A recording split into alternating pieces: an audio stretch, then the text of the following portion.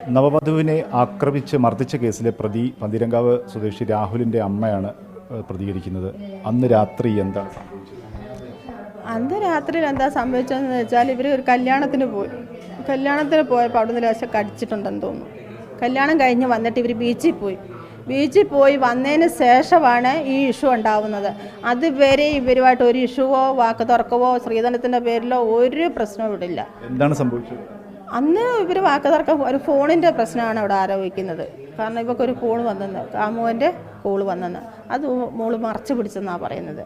അപ്പം ഞാനൊരു ഭർത്താവായിട്ട് ഒന്നിച്ചൊരു കട്ടിലുമേ കിടക്കുമ്പോൾ നീ ഒരു കാമുവിൻ്റെ ഫോണ് വരുമ്പോൾ നീ എന്നെ മറച്ചു പിടിക്കുന്ന എന്തിനാ, നീ എന്തിനാ കള്ളത്തരം കാണിക്കുന്നേ? അതിലാണ് അവിടെ ഇഷ്യൂ ഉണ്ടാവുന്നത്, മർദ്ദനം ഉണ്ടാവുന്നത്.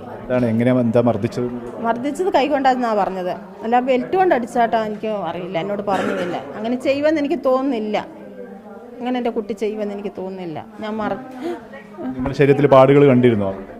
പാട് കണ്ടിരുന്നു, നെറ്റിയുടെ അവിടെ ഇങ്ങനെ ഒരു മുഴ പോലെ ഇങ്ങനെ കണ്ടിരുന്നു. അത് ചുമലയിൽ ഇടിച്ചെന്നാ പറയുന്നത്, അല്ല അടിച്ചില്ലെന്നാ പറയുന്നത്.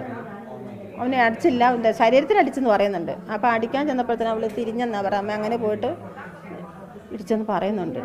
നിങ്ങൾ അവരെ ബന്ധുക്കൾ വന്ന് പറഞ്ഞപ്പോഴാണോ നിങ്ങൾ ഇത് കാണുന്നത്? അത് ഞങ്ങൾ അറിയുന്നത്. കാരണം ഇവർ തമ്മിൽ നല്ല ഇതിൽ കഴിയുമ്പോൾ ഇവർ വഴക്ക് കൂടുമെന്നോ ബഹളം ഉണ്ടാവുന്നോ നമുക്ക് ഈ സ്വപ്നത്തിൽ വിചാരിക്കാൻ കഴിയുന്നില്ല. കാരണം അങ്ങനെ നമുക്ക് എന്തെങ്കിലും ഉണ്ടെങ്കിലല്ലേ നമുക്ക് അറിയാൻ പറ്റുള്ളൂ. സാധാരണ എന്നും വരുന്നത് ആ സമയത്തൊക്കെയാണ്. അപ്പോൾ ഇറങ്ങി വന്ന് ഭക്ഷണം കഴിക്കാൻ വരുമെന്ന് ഞങ്ങൾ നിന്നത്. അപ്പോൾ അമ്മയൊക്കെ വരുമ്പോഴത്തേന് പറഞ്ഞ് മാറ്റുക എന്ന് പറഞ്ഞ് ഞങ്ങളുടെ നിന്ന് വന്ന തെറ്റതാണ്. നമുക്ക് എന്തെങ്കിലും ഒരു സൂചന കിട്ടും, എന്തെങ്കിലും ഒരു ബഹളം അല്ലെ എന്നിൽ നിന്ന് എന്തെങ്കിലും ഉണ്ടെങ്കിലല്ലേ നമ്മളത് ശ്രദ്ധിക്കാൻ നോക്കാനും കഴിയുള്ളൂ.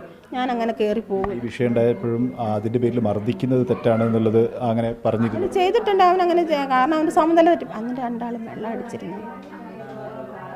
അതാ ഓളും വെള്ളം അടിക്കും, സിഗരറ്റും വലിക്കും. ഓൻ സിഗരറ്റ് വലിക്കുന്ന കൂട്ടത്തിരുന്ന് ഇവർ രണ്ടാളും റൂമിലാണല്ലോ, മേളിലാണല്ലോ. ലഹരിയിൽ കൂടി സംഭവിച്ചായിരിക്കും, അല്ലാതെ മയക്കുമരുന്ന് ഒരിക്കലും എൻ്റെ മോൻ ചെയ്തിട്ട്. ഇത് രണ്ടും ചെയ്യുമെന്നുള്ളത് നല്ല ഞാൻ കണ്ടിട്ടുണ്ട്. കാണാത്ത കാര്യം എനിക്ക് പറയാൻ പറ്റില്ല, അത് ഞാൻ എവിടെയാണേലും പറയും. പാട് കണ്ടതിന് ശേഷം രാഹുലിനോട് സംസാരിച്ചോ? ഓ സംസാരിച്ച്. അമ്മ ഞാൻ ബെൽറ്റുമായിട്ട് അടിച്ചിട്ടില്ല, അമ്മ ഈ മോളിങ്ങനെ ചെയ്തെന്നുള്ള എനിക്ക് അമ്മയോട് പറയാൻ പറ്റുമോ, അച്ഛനോട് പറയാൻ പറ്റുമോ, എനിക്ക് നാട്ടുകാരോട് പറയാൻ പറ്റുമോ? ഒരാഴ്ച കൊണ്ട് അടിച്ചെന്നാ പറഞ്ഞു, അടിച്ചെന്ന് പറഞ്ഞു. സ്റ്റേഷനിൽ അതും പറഞ്ഞിരിക്കുന്നു. ആ സമയത്ത് അവളെന്താ പ്രതികരിച്ചോ? അതൊന്നും പറഞ്ഞിട്ടില്ല. ഞാൻ അടിച്ചിരുന്നമ്മയെന്ന് പറഞ്ഞു. അല്ലാതെ ഇറങ്ങി ഓടിയതോ ഞാർത്ത് വിളിച്ചതോ വിളിപ്പിക്കുകയോ അതൊന്നും ചെയ്തിട്ടില്ല. അങ്ങനെയാണ് ഞങ്ങൾ അറിയണ്ടേ. സ്ത്രീധനത്തിന്റെ വിഷയം ഒരിക്കലുമല്ല. സ്ത്രീധനം നമുക്ക് ആവശ്യപ്പെട്ടിട്ടില്ലല്ലോ. സ്ത്രീധനം ആവശ്യപ്പെട്ടിട്ടില്ല. സ്ത്രീധനം ഞങ്ങൾക്ക് വേണ്ട. പിന്നെന്തിനാ? പ്രതീക്ഷിച്ചിരുന്നോ? എങ്ങനെ? ഞങ്ങൾ ആരോടും ചോദിച്ചിട്ടില്ല. കാരണം ഓൻ്റെ പേരിലുള്ള സ്വത്താണിത്. ജർമ്മനിയിൽ അവന് ജീവിക്കാനുള്ള വകയുണ്ട്. ഓൻ അവിടുത്തെ പൗരനാണ്.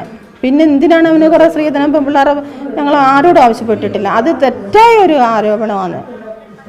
അത് ഞാൻ ആരോടോ ചോദിച്ചെന്നുള്ളത് അത് നിയമത്തിന് മുന്നിൽ കൊണ്ടുവരണം.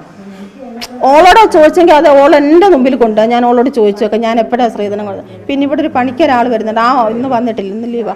ആ ആളിനോട് ചോദിച്ചാൽ നിങ്ങൾക്ക് സകല വിവരം കിട്ടിയാനെ. കോട്ടയത്ത് ഒരു വിവാഹം, ഒരു രജിസ്ട്രേഷൻ നടക്കണ്ടല്ലോ, അതെന്തുകൊണ്ടാണ് അത് അങ്ങനെ നടക്കാനുണ്ടായ സാഹചര്യം? അത് അവർക്ക് വേണ്ടാന്ന് അവർ പറഞ്ഞത്. അവർക്ക് വേണ്ടാന്ന് പറഞ്ഞതിനെ കൊണ്ട് പറഞ്ഞെന്ന് പറഞ്ഞാൽ ജർമ്മനിയിലേക്ക് കൊണ്ടുപോകാനായിരുന്നു. അപ്പോൾ കുറച്ചും കൂടെ പഠിക്കാനുണ്ടെന്ന് എന്തോ ഒരു ആങ്ങളെ മോനും കൂടെ ഉള്ള ഇഷ്യൂ ഉണ്ട് അവിടെ. അതായത് ഇഷ്യൂ വരാൻ കാരണം എന്ന് വെച്ചാൽ ആങ്ങളെ പറയുന്നതിനപ്പുറം പെങ്ങൾ നിൽക്കൂല. നടത്തിയിരുന്നു. അല്ല സ്ത്രീധനം ചോദിക്കുകയോ കല്യാണം കഴിയോ ഒന്നും ചെയ്തിട്ടില്ല. അവിടെ തട്ടിപ്പായിട്ട് ഞങ്ങൾ ഒന്നും ചെയ്തിട്ടില്ല, നിയമപരമായിട്ട് ഞങ്ങൾ ഒന്നും ചെയ്തിട്ടില്ല. ശേഷമാണ് ആ രജിസ്ട്രേഷൻ നടന്നതിന് ശേഷമാണ് ഈ വിവാഹം നടക്കുന്നത്. അത് നമുക്കറിയാം, ഇപ്പം വന്ന കുട്ടിക്കറിയാം. ഞങ്ങൾ ആരെയും ചതിച്ചിട്ടില്ല, ആരെയും വഞ്ചിച്ചിട്ടുമില്ല, സ്ത്രീധനം ചോദിച്ചിട്ട് ആരെയും ഇതാക്കിയിട്ടുമില്ല. ഒക്കെ നേരാ വഴിക്ക് ഞങ്ങൾ പോയിട്ടില്ല. ഞങ്ങൾ വക്കീലിനെയൊക്കെ കണ്ട് എല്ലാവരും കണ്ടൊക്കെ ഇതാക്കിയിട്ടൊക്കെയാണ് അതിന് നോട്ടീസൊക്കെ കൊടുത്തിട്ടാണ്. അപ്പോൾ ഇവന് പോകാനുള്ള സമയമായില്ല, അതിനുള്ള സമയമില്ലെന്ന് കണ്ടാണ് ഞങ്ങൾ വേഗം ആ ഡേറ്റിന് തന്നെ ഈ കല്യാണം ഉറപ്പിച്ച് ചെയ്ത് 2 ആഴ്ച കൊണ്ട് നടത്തിയ കല്യാണമാണ്. ഈ അന്ന് സൽക്കാരത്തിന് വന്ന സമയത്ത് അവളുടെ വധുവിൻ്റെ ബന്ധുക്കൾ നിങ്ങളോട് ഈ വിഷയം സംസാരിച്ചില്ലോ? മർദ്ദനത്തിൻ്റെ കാര്യം സംസാരിച്ചിരുന്നു? അമ്മയാണല്ലോ കാണുന്നേ. ഞങ്ങൾ എന്നോട് ചോദിച്ചു എന്താ പറ്റിയെന്ന്. അപ്പം ഞാൻ പറഞ്ഞു എനിക്കറിയില്ല, അറിയാത്ത കാര്യം എനിക്ക് അറിയാൻ പറ്റും. ഞാനും പോയി ചോദിക്കാം എന്നാ പറ്റിയെന്ന്. അപ്പോഴല്ലേ ഞാൻ കാണുന്നേ. അവളെന്തെങ്കിലും പറഞ്ഞു? ഇല്ല, ഒന്നും മിണ്ടില്ല, എന്നോടൊന്നും മിണ്ടില്ല. പൊതുവെ മിണ്ടലില്ല എന്നോട്. പൊതുവെ മർദ്ദിച്ചതിനെ കുറിച്ചൊന്നും പറഞ്ഞു ഒന്നും പറഞ്ഞിട്ടില്ല. എന്നോട് അന്നത്തെ ദിവസം മിണ്ടിയിട്ടില്ല. അന്നത്തെ നില പൊതുവെ എന്നോട് മിണ്ടലില്ല. അന്ന് പിന്നെ നേരെ ഇവിടുന്ന് പോവാണ്. നേരെ ഇവിടുന്ന് പോകുമായിരുന്നു. പൊന്നും എടുത്ത് പോയി. പൊന്ന് വേണമെന്ന് പറഞ്ഞ് മേളിൽ പോയി റൂമിൽ തന്നെ പോയിട്ട് അവിടെ പൊന്നെടുത്തോണ്ട് പോയി. പിന്നെ വന്ന് ഡ്രസ്സ് ആവശ്യപ്പെട്ടപ്പോൾ ഞങ്ങൾ പിന്നെ ഡ്രസ്സൊക്കെ എടുത്ത് കൊടുത്തു. പൊന്നെല്ലാം കൊണ്ട് ഞങ്ങളുടെ സാധനമാണ് ഇപ്പോഴും അവരുടെ കൈമേലുള്ളത്. ഒരു കോയിനും ഉണ്ട്, ഡ്രസ്സിൽ വെച്ച് കൊടുത്തൊക്കെ ഒരു കോയിനും ഉണ്ട്, അവിടെ മോതിരവും ഉണ്ട്. ഇത് രണ്ടും ഞങ്ങളുടെ അവിടെ കയ്യിലുണ്ട്. കുറേ പൈസയുണ്ട്, 6 ലക്ഷം രൂപയോളം അവരുടെ കൈമേലും ഉണ്ട്. ഈ രാഹുലിനെ നിങ്ങളിപ്പം അവസാനമായിട്ട് സംസാരിച്ചപ്പോൾ ഇന്നലെ ഇവിടെ ഉണ്ടായി വീട്ടിൽ? വീട്ടിലുണ്ടായിരുന്നു. അവൻ എങ്ങോട്ടും പോയിട്ടില്ല. വീട് വിട്ട് എവിടെയും പോവില്ല. കാരണം അവൻ തെറ്റായ രീതിയിൽ ചെയ്തെന്ന് പറഞ്ഞാൽ അവനെ അടിച്ചേക്കുന്നത്.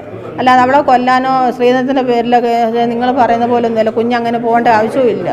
പക്ഷേ ഉച്ചയ്ക്ക് ഇവിടെ നിന്ന് ചോറുണ്ടിട്ടാ പോയത്. ചോറിൻ്റെ ഒന്നിച്ച് അമ്മേ ഞാൻ പുറത്തേക്ക് പോകുമെന്ന് പറഞ്ഞു. അപ്പം ഞാൻ അന്നേരം പുറത്തേക്ക് പോയില്ല. അവനും റൂമിലേക്കാണല്ലോ എന്ന് കണ്ട് ഞാൻ ബാത്റൂമിലേക്ക് കയറി. കുഞ്ഞിന് പൊള്ളലാണ്ട് അവളും മരുന്ന് വെക്കാൻ പോയി. ഞങ്ങളെല്ലാം റൂമിലായിപ്പോയി.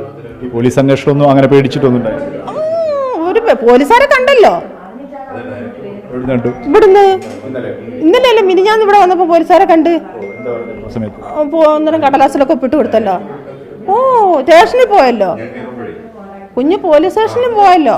പോലീസുകാർ ബന്ധപ്പെടാതെ പോലീസുകാരെ കാണാതെ ഒളിവിലാണെന്നുള്ളത് ഒരിക്കലും പറയുന്നത് അത് തെറ്റായ ആരോപണമാണ്.